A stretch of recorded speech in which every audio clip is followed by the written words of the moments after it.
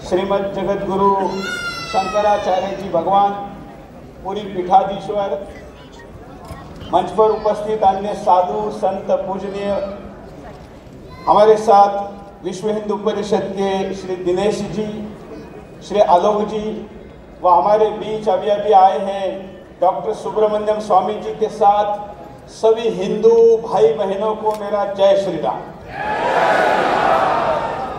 कम से कम अयोध्या तक जाना चाहिए।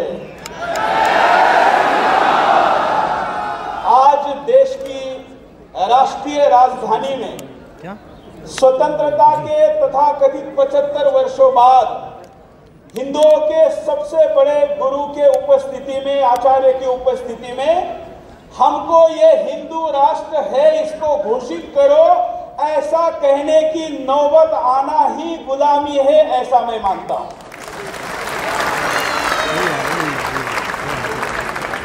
हमारे दिव्य महापुरुष शंकराचार्य जी ना केवल हमारे धार्मिक सर्वोच्च आचार्य हैं, बल्कि ये विश्व के फिजिक्स के सबसे बड़े विद्वान हैं।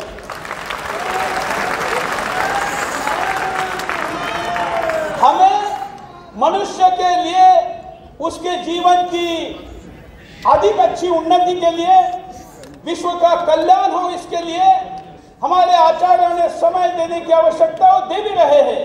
लेकिन दुर्भाग्य से इस 75वें वर्षगांठ और अमृत काल पर ये राष्ट्र, हिंदू राष्ट्र घोषित करो, ये हमको कहना पड़ रहा है।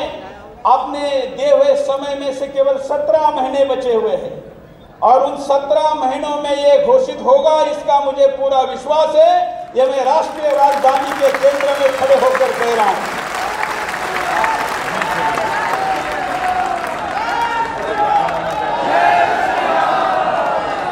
यहां पर यह हिंदू राष्ट्र था, यह हिंदू राष्ट्र था, यह हिंदू राष्ट्र है और यह हर कीमत पर हिंदू राष्ट्र रहेगा।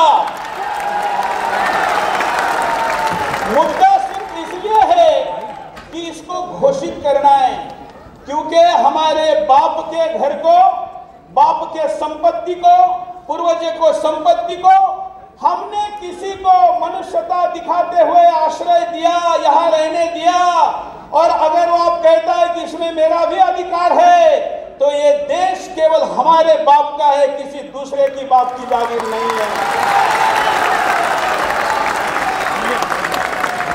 हम लोग कॉलेज जाते थे, कॉलेज में जाते समय बस से जाते थे तो देखते थे कि बस से सफर करने वाले लोगों का अनुभव होगा कि खिड़की से रुमाल निकालकर सीट पे डाल देते हैं और ये कहते हैं कि ये सीट हमारा है। भाई हम सज्जन लोग हैं, कहते कोई बात नहीं, इसने रुमाल डाल दिया। एक दिन ऐसा ही एक महाशय आ गए, साथ में 4 थी और 44 थे। उन्होंने अंदर से उतने ही रुमाल डाल दिए, बाकी लोग चुप हो गए। मैंने विरोध किया, मैंने कहा कि सीट पर रुमाल डालो यह तो समझ सकते हैं, लेकिन कल तुम मेरे बस पर रुमाल डालोगे और कह दोगे कि ये बस हमारी है, कल पूरे हिंदुस्तान पर रुमाल डालोगे और कहोगे कि हमारा है, नहीं चलने देंगे।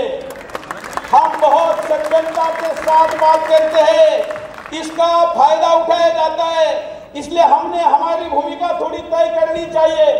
यहाँ पर संत है, संत की वाणी में बात करेंगे। अभी माननीय अशोक जी विश्व के सबसे बड़े हिंदू संगठन के मुखिया के तौर पर बोले, बड़े शालीनता से बात करे, लेकिन सुरेश चौहान के सैनिक है, सैनिक की भाषा में बात करेगा, यह भी ध्यान में रखना चाहिए। यह हिंदू राष्ट्र पाकिस्तान देने के बाद तो रह गए हैं, लेकिन पाकिस्तान जब लेंगे ना तब भी यह हिंदू राष्ट्र रहेगा, यह भी भूलना नहीं चाहिए, क्योंकि यह संतों की वाणी है और संतों के वाणी के लिए अपने प्राणों को, परिवारों को और पीढ़ियों को निछावर करने वाले परिवार से मैं आता हूं। यह संकल्प पुनः दोहराता हूं।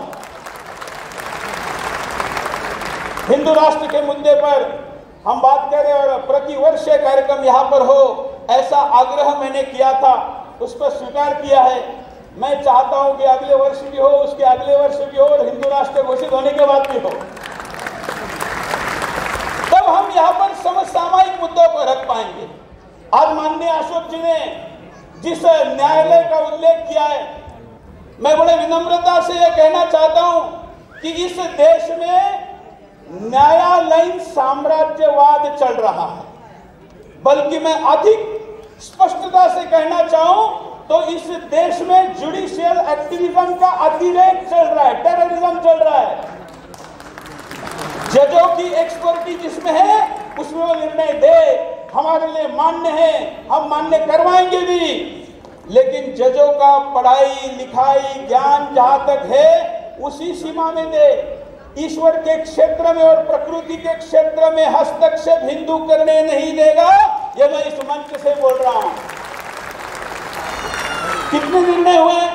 आपने कहा नैतिकता की बातें हमने पता नहीं क्यों हजम करी, लेकिन अब यह समलैंगिक विवाह जिस देश के पुत्र, हम ऐसा कहते हैं कि आने वाली हर पीढ़ी पहले पीढ़ी से कम 1.25 गुना अच्छी होनी चाहिए, वहां पर उस पीढ़ी को समलैंगिकता के विवाह के अधिकार मांगे किसने हैं? किसने मांगे? मैं वो जो LGBTQ के बच्चे हैं ना, मैं उनके प्रति सहानुभूति रखता हूं और उनको आश्वासन देता हूं, हिंदू राष्ट्र में उन सारे बच्चे जिनके साथ निसर्ग ने ऐसा व्यवहार किया है उनके साथ न्याय होगा, उनका एक्सप्लॉयटेशन नहीं होगा। वर्तमान व्यवस्था जो है वो आपके शरीर ने आपको जिसके लिए नहीं बनाया उसके लिए बनाकर, उसके लिए कानून बनाकर आपका शोषण और दोहन करने के लिए बन रही है, आपके अधिकार और आपको बचाने के लिए नहीं बन रही है। यह हिंदू धर्म पर सबसे बड़ा आघात होगा और इतने बड़े आघात के विरुद्ध अगर हम नहीं बोलेंगे तो फिर हमारे होने न होने का क्या मुद्दा है? ये अगर इस प्रकार के कानून आएंगे तो हमारा परिवार व्यवस्था समाप्त हो जाएगी। आज ये हमारे परिवार न्यूक्लियर परिवार बन गए हैं, उसमें अगर इस प्रकार का होगा तो बच्चे पैदा कहां से होंगे?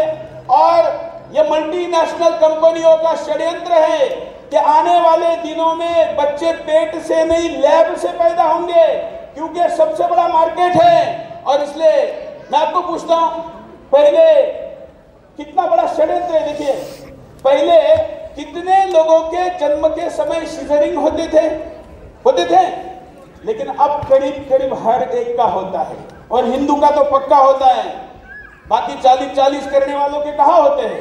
ये हिंदुओं के साथ कहां से होता है? क्यों होता है? अभी क्यों होने लगा है? हमारे इतने वर्षों में क्यों नहीं होता था? आजकल एक विज्ञापन आ रहा है टीवी पर, और विज्ञापन कहता है कि 10 में से 6 बच्चे IVF तकनीक के द्वारा पैदा होते हैं। आज की स्थिति है, आज की 10 में से 6 बच्चे IVF तकनीक से पैदा होते। पहले ऐसा होता था क्या? नहीं। तो आने वाले दिनों में बच्चे पेट से नहीं लैब से पैदा होंगे, तो क्या वो हिंदू राष्ट्र स्थापित कर पाएंगे? क्या वो हिंदू राष्ट्र को बचा पाएंगे? क्या हिंदू राष्ट्र की सीमा को संभाल पाएंगे? क्या वो हिंदू राष्ट्र की संस्कृति को आगे लेकर जाएंगे? क्या लैब में पैदा हुए बच्चों में से कोई महामंडलेश्वर आचार्य, महामंडलेश्वर शंकराचार्य बनेंगे? बहुत बड़ा षड्यंत्र है और केवल आप जैसा विद्वान ही इसको समझ सकता है, और इसलिए मैं इस मंच से इसको रखने का आग्रह कर रहा हूं।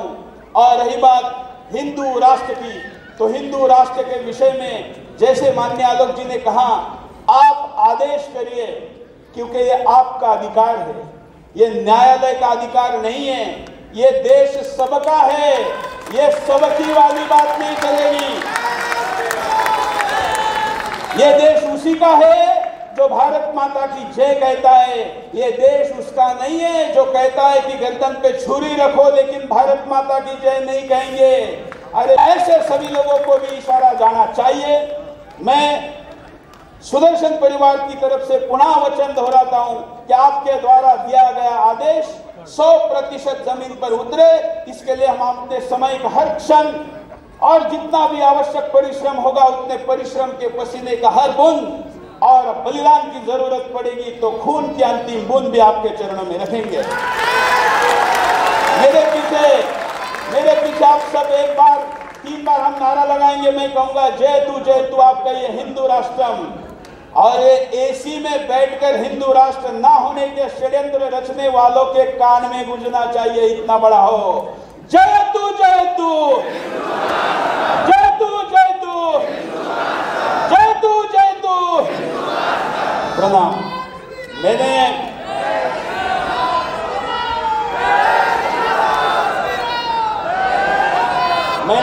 वर्ष में कई बातें कही है, किसी को बुरी लगी होगी तो भी वापस नहीं लूंगा, क्योंकि सुनाने के लिए बोला। नमः पार्वती पतये हर हर महादेव। भगवत्पाद